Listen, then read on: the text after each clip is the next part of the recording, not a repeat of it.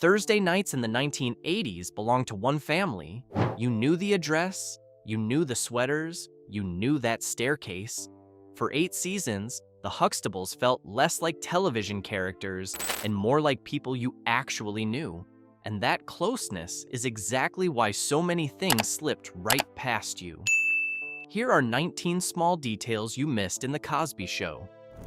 Mom, I have to ask your mother? I don't have to ask anybody. Now go on in and change.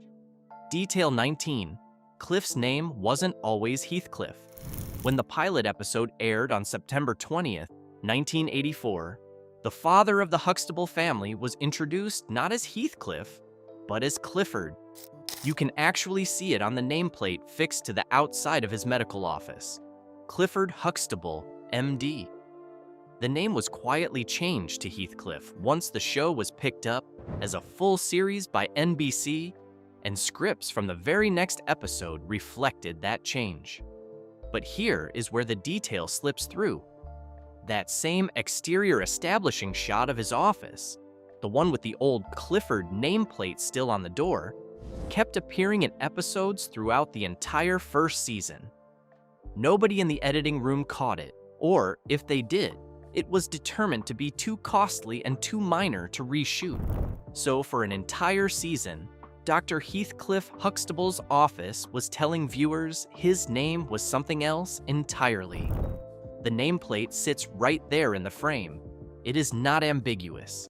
Anyone who went back to season 1 looking for it would find it without difficulty. It's exactly the kind of continuity slip that production teams on a fast-moving weekly series sometimes simply accept and move past, hoping no viewer is paying that particular kind of attention. You're only kidding, Dad. Dad. It's okay to be weird here, but you're going outside the house now. Detail 18. Theo had a different name in the pilot too. It wasn't only Cliff whose name changed between the pilot and the series. In that first episode, Theo, the only Huxtable son, was called Teddy. His sister Vanessa uses the name twice during the dining room scene, both times clearly and without hesitation.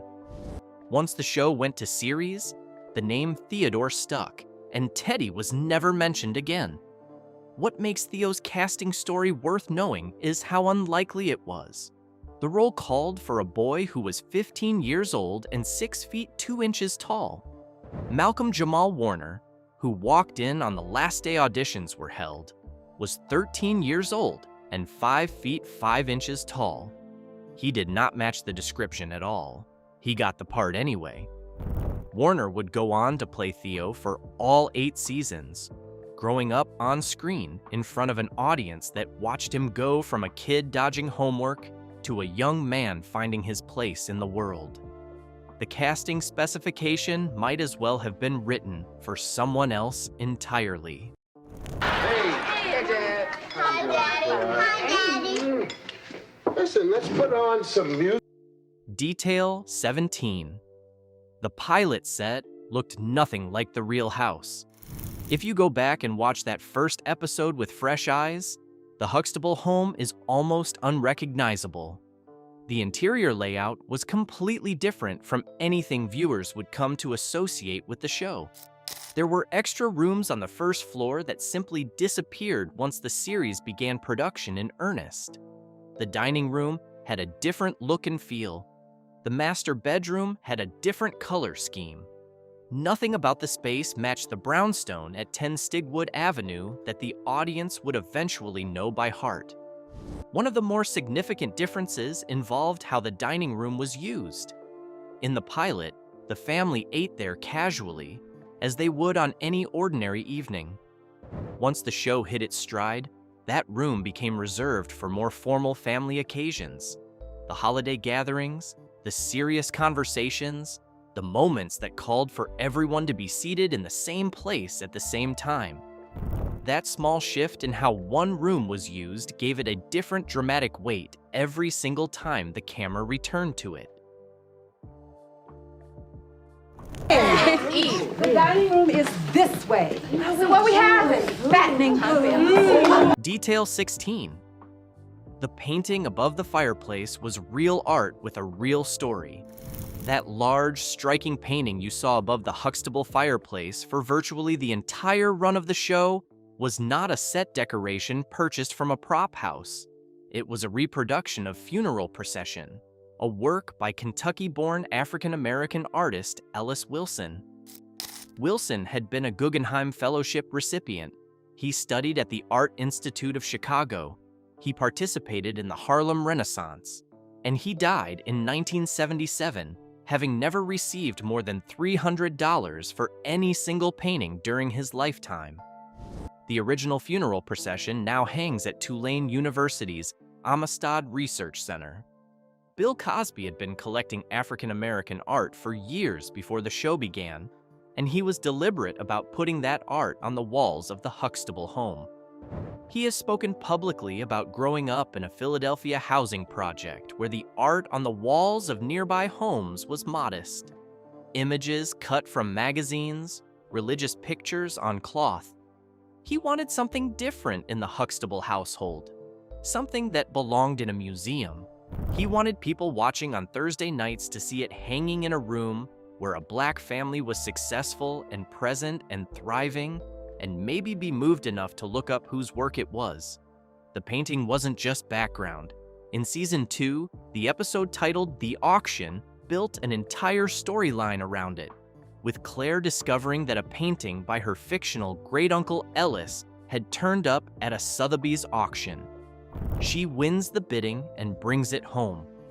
Cliff hangs it above the fireplace, and there it stayed, visible in nearly every scene filmed in that living room for the rest of the show's run. For Ellis Wilson, a man who never saw recognition in his own lifetime, that painting above the Huxtable fireplace became the widest audience his work had ever reached. Everyone is pitching in to get you something you're really gonna love. Detail 15. The sweaters were not what you think. The assumption most people made, and many still hold, is that the iconic sweaters Cliff Huxtable wore were Coogie sweaters from Australia. The show's costume designer, Sarah Lemire, has addressed this directly and said that was not the case. She sometimes designed the sweaters herself and had them hand-knit by an architecture student from Boston.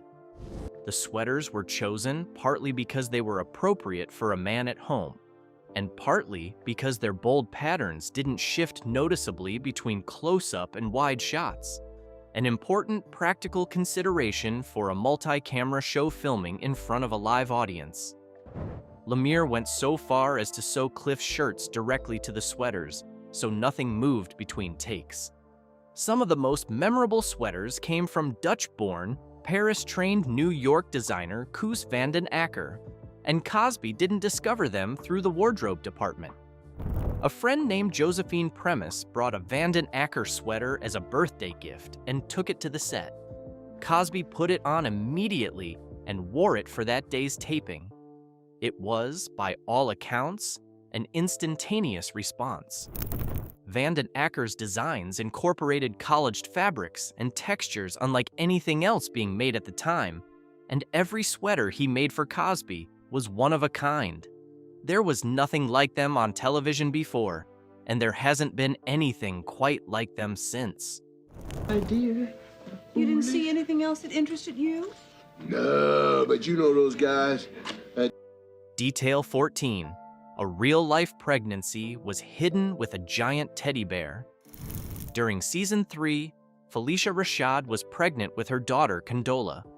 Bill Cosby had no interest in writing an infant into the series, so the producers constructed an elaborate workaround to keep Rashad's pregnancy off-screen.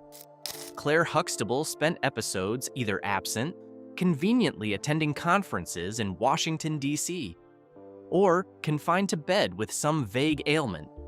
That bed was built with a specially scooped-out mattress so the blankets wouldn't protrude. The construction gave Rashad a pinched nerve in her back. The lengths to which the production went became strange by the end. In the episode, Vanessa's Rich, Claire is seated on the living room sofa with a large teddy bear placed directly in front of her. blocking any view of her midsection.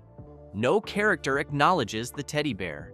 No one explains why it's there. It simply sits in the scene like it belongs, while the rest of the family goes about their business around it. Viewers at home either never noticed, accepted it as set decoration, or quietly let it go, which is exactly what the producers were counting on. No arguments? Of course not. Why would we argue? When you argue, you only lose precious moments. Oh, Elvin, you're so sweet. Detail 13.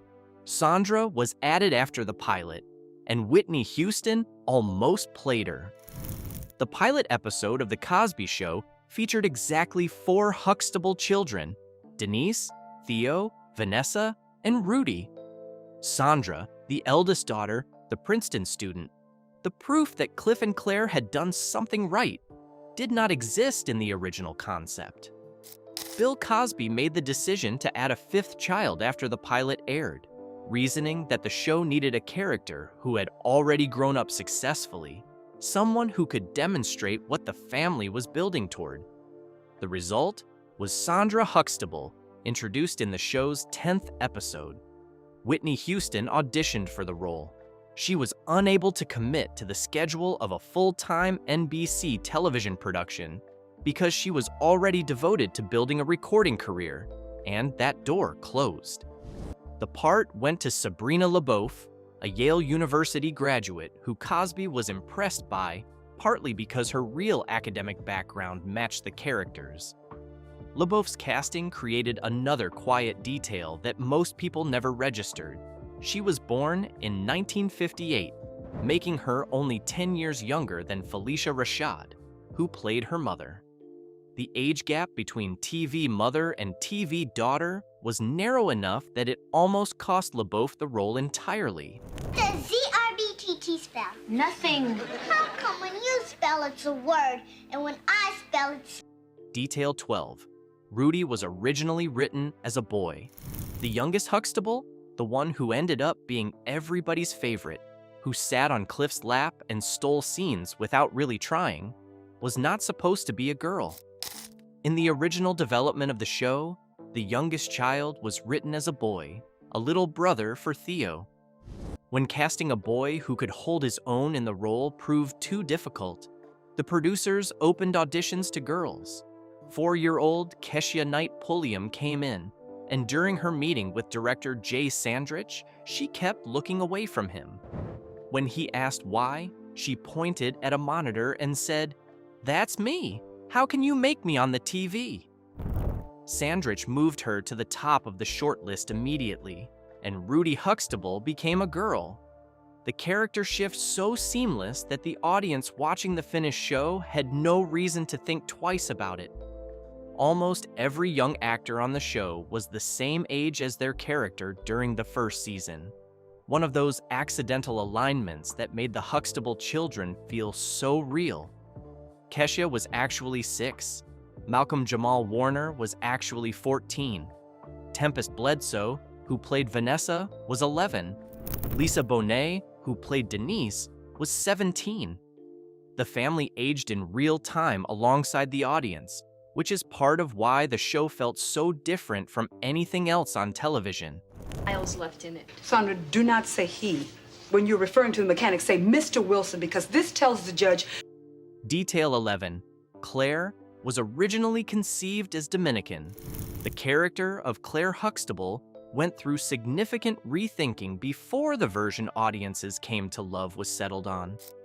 In the original conception, Cosby envisioned Clair as a Dominican woman who would fall into rapid Spanish tirades whenever she was frustrated, a dynamic drawn loosely from I Love Lucy. Phylicia Rashad, who had spoken fluent Spanish since childhood after living in Mexico, actually demonstrated that language skill during her audition. She won the role partly on the strength of it. The Dominican concept was ultimately dropped before production began, but it left a small trace in the finished series. Clair speaks Spanish in a handful of episodes, casually, as if it were simply part of who she is. Most viewers took it at face value without knowing it was the surviving remnant of an entirely different version of the character. And the quality that actually got Rashad the job, the one Cosby remembered above everything else from her audition, had nothing to do with language. It was the look she gave Theo during their screen test. Every other actress who auditioned had done something physical, a head wag, a hand on the hip.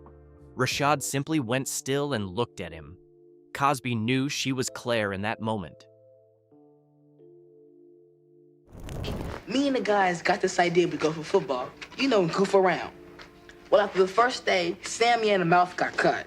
Detail 10, Gordon Gartrell was a real person on the crew. The season 2 episode Denise's Friend gave the show one of its most enduring and beloved plot threads. Theo wants a designer shirt by the fictional label Gordon Gartrell, which costs more than his parents will spend. Denise, ever the creative one, offers to make him the shirt herself. The result is a catastrophic patchwork that fits nothing like a designer garment should, and Theo is left wearing it to impress a girl. The scene became one of the most quoted and referenced moments in the show's history. What viewers never knew was that Gordon Gartrell was not invented for the plot. Gordon Gartrell was a real writer and producer who worked on The Cosby Show itself. His name was embedded into the episode as an in-joke for the crew, the kind of thing that gets a big laugh in the writer's room and goes completely over the head of everyone watching at home. Occasionally, the Gartrell name surfaced again in later episodes, a running reference that connected back to the same inside joke.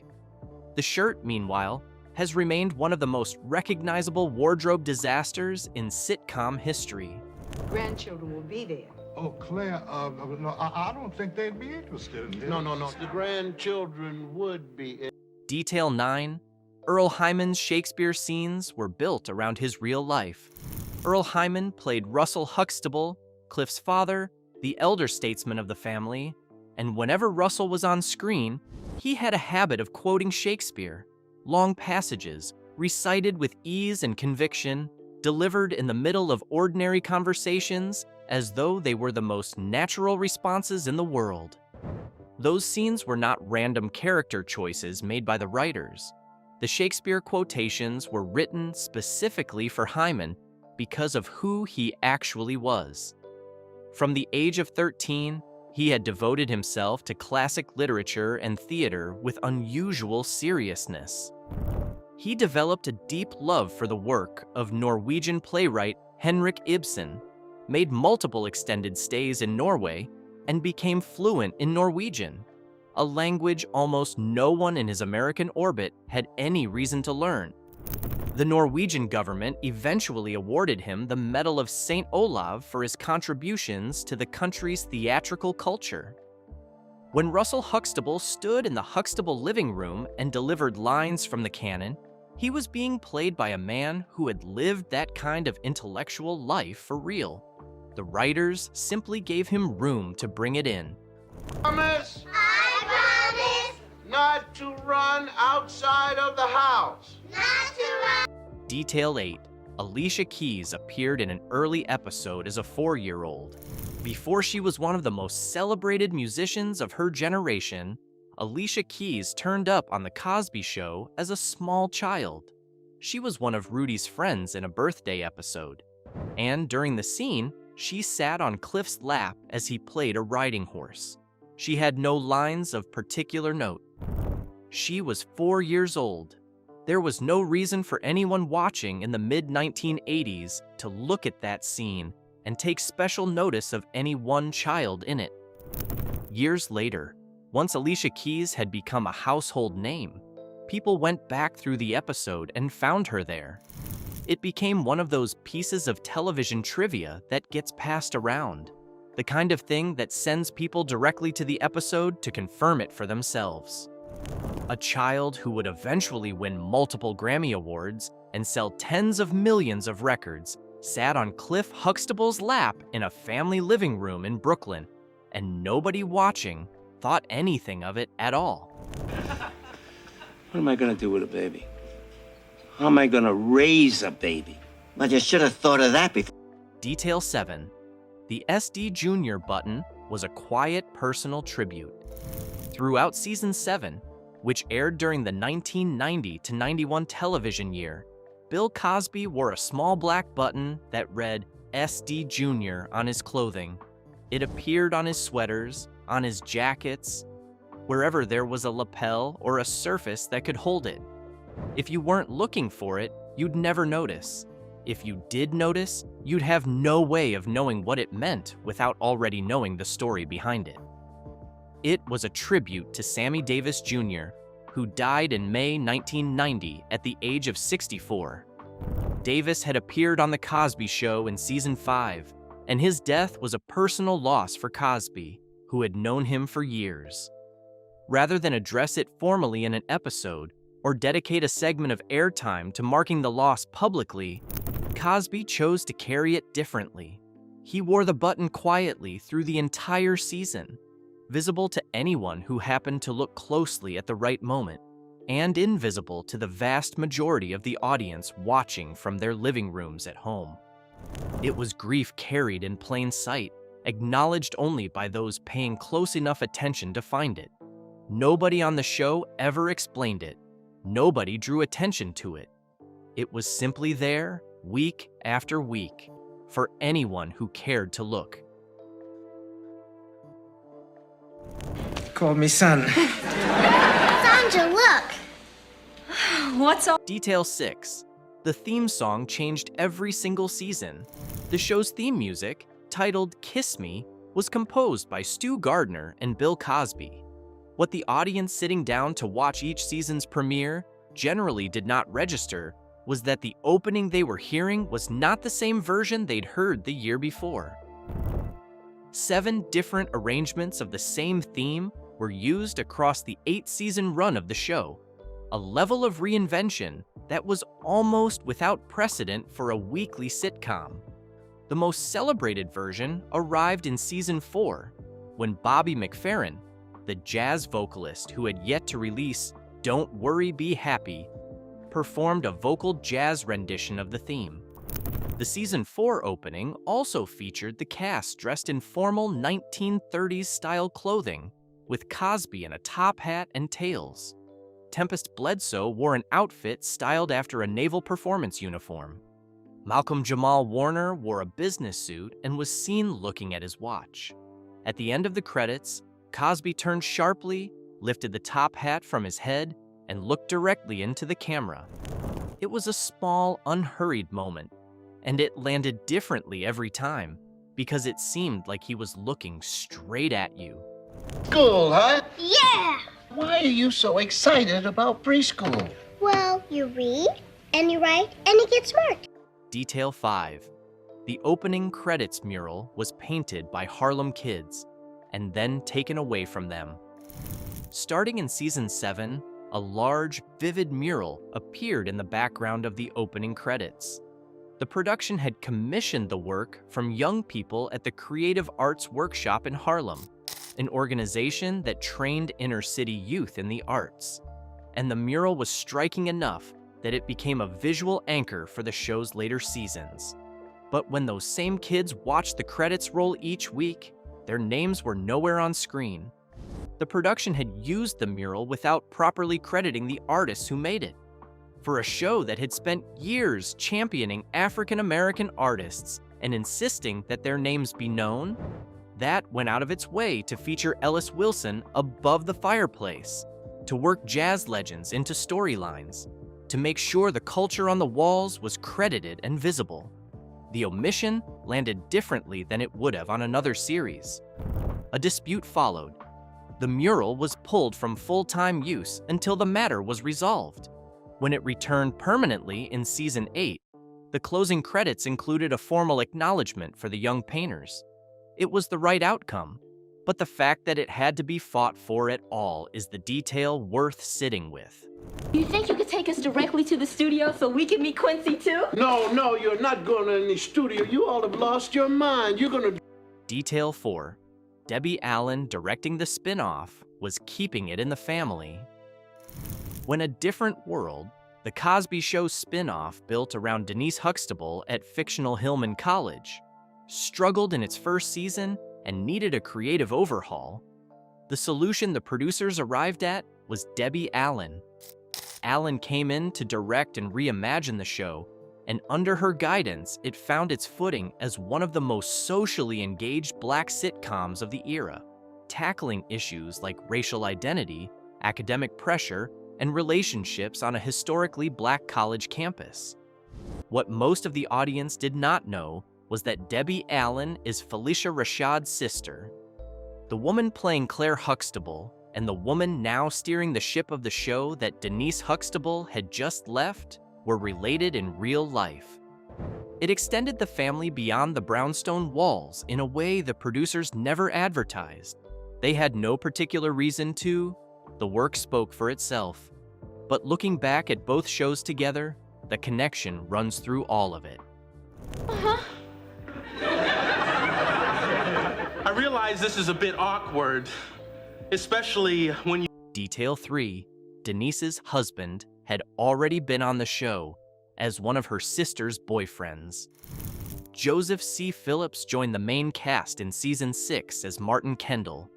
The Navy lieutenant Denise met while living in Africa, married off-screen, and brought home as a surprise to the entire Huxtable family. He became a regular presence in the show's final seasons, a familiar face at the kitchen table and on the staircase. The detail that almost nobody caught. Phillips had already appeared on The Cosby Show 3 seasons earlier, playing a completely different character. In season 2, he showed up as Daryl, a young man Sondra was dating. He had real scenes. He interacted with Cliff and Clair. He was there, on the same set, introduced to the same family. Then he disappeared, and when he came back as Martin in season 6, the show simply moved forward as if that earlier appearance had never happened. No character recognized him. No wink at the camera. Denise Huxtable's husband had, in a previous life on the very same show, been trying to date her older sister. And the audience never blinked. Cockroach, this is amazing. You get turned down by women of all ages. Detail 2. Chris Rock almost played Theo's best friend. Before Chris Rock became one of the defining voices in American stand-up comedy, he auditioned for a recurring role on The Cosby Show. The character was Cockroach, Theo's best friend, who appeared regularly in the early seasons as a fixture of Theo's high school life. Cockroach was funny, loyal, and perpetually in some kind of mild trouble alongside Theo, and the role called for someone with real comic instinct. Rock was seriously considered for it. He had the instinct. He didn't get the part. The role went to Carl Anthony Payne II, who played Cockroach from season 1 through season 4 with an easy naturalness that made him feel like he'd always been there. Rock went on to join the cast of Saturday Night Live in 1990, launched a comedy career that would eventually define a generation, and built a reputation as one of the sharpest observers of American life in his time. But the version of The Cosby Show in which Chris Rock was sitting at the Huxtable kitchen table with Theo every other week, teasing Rudy, trying to sneak something past Cliff, causing entirely manageable chaos, is one of those alternate histories that fans have turned over in their heads ever since the audition became known. The role that shaped Payne's early career was, for a moment, almost someone else's entirely.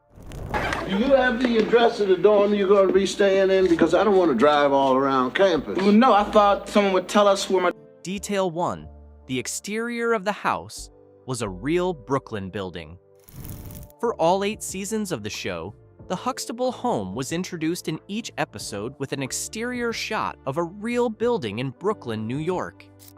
The show's fictional address was 10 Stigwood Avenue, a street name that does not actually exist in Brooklyn, but the building itself was real, a brownstone in the area of Brooklyn that could be visited, photographed, and stood in front of. Fans made that trip during the show's original run, and people still make it today, stopping in front of the building to take photographs with a staircase that leads nowhere in particular, but holds a specific kind of meaning for anyone who grew up watching Thursday nights on NBC. Inside, everything was different. The interior was a soundstage set built at Kaufman Astoria Studios in Queens, constructed significantly wider than any real Brooklyn brownstone would be. The extra width was a practical necessity. Cameras needed room to move, lighting rigs needed overhead clearance, and the production filmed in front of a live studio audience throughout the entire run. The living room that felt so lived in and familiar, the sofa, the staircase, the fireplace with the painting above it, the grandfather clock ticking in the background, was a construction built for television, not a home. But the building on that Brooklyn block was always real. It stood through the whole run of the show and kept standing long after the cameras moved on, which is its own kind of small, quiet detail, the one real piece of the Huxtable world that you could actually touch.